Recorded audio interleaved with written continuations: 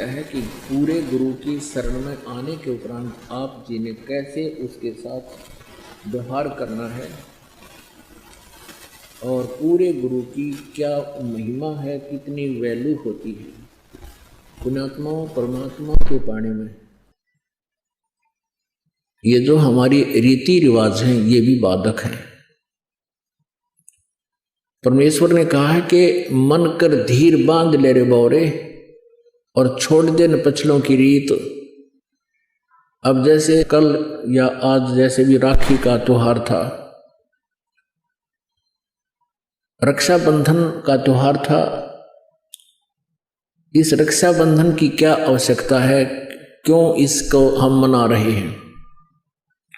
ये काल के चलाए हुए अपने इस टाइम पास करने की खातिर, टाइम वेस्ट करने के लिए और हमें पीड़ित रखने के लिए एक ये रीति बना रखी है। अपनात्मा इस ज्ञान से परिचित होने के बाद हमारी आंखें खुल जाती हैं और जो समझदार बच्चे हैं वो इस बात को स्वीकार कर लेते हैं कि संत जो कहते हैं परमेश्वर का आदेश होता है, तो फिर वो स्वीकार कर लेते हैं, फिर वो समाज की नहीं मानते। एक बहन ने बताया कि जी उपदेश लेने से पहले मैं राखी बांधने के लिए अपने भाई के वहां घर गई। वही रक्षाबंधन का दिन भाई की इंतजार कर रही थी। दुर्घटना के अंदर भाई की मृत्यु होगी, उसका शव आया, टक्कर मार मार कर रो रही थी। अब रक्षाबंधन की का उद्देश्य क्या है कि भाई राखी इसलिए बांधते हैं कि वो हमारी रक्षा करेगा। और भाई की रक्षा कौन करेगा? हमारा रक्षक। कहते हैं जो रक्षक है उसको हम भूल चुके हैं। हम सब का रक्षक कबीर साहब है। कबीर परमेश्वर पूर्ण ब्रह्म परम अक्षर ब्रह्म। हम सब ने भाई और बहनों ने मिलकर परमेश्वर कबीर जी का रक्षाबंधन बांधना चाहिए, राखी, ताकि भाई और बहन दोनों का रक्षक हो जाए। कबीर साहब को रक्षाबंधन कैसे बंधेगा? हम उसकी शरण में आ जाएंगे और जो जाकी शरणा बसे ताको ताकी लाज, जल सो ही मछली चढ़ जा बह जाते गजराज।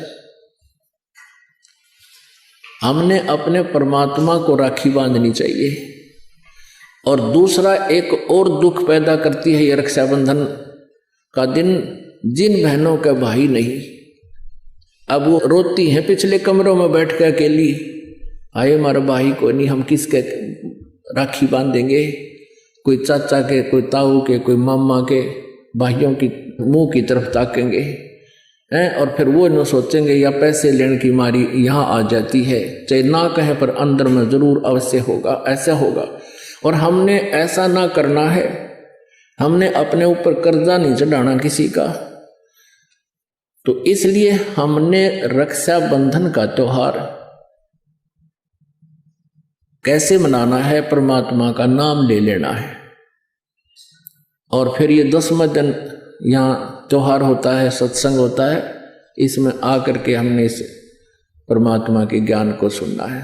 तो ये इस तरह की जो रीति रिवाजें हैं ये हमें पीड़ित करने के लिए है, हमारे को एक दूसरे से दूर करने वाली है। अब रिवाजें बन गई हैं कि बहन राखी बांधना आवेगी, उसको कुछ देना पड़ेगा, एक मजबूरी सी बन गई। तो ये भी हमारे नाते में दरार पैदा करती है। तो पुण्यात्माओं, जिन्होंने परमात्मा पाना है तो परमेश्वर के विधान को अपनाना ही पड़ेगा।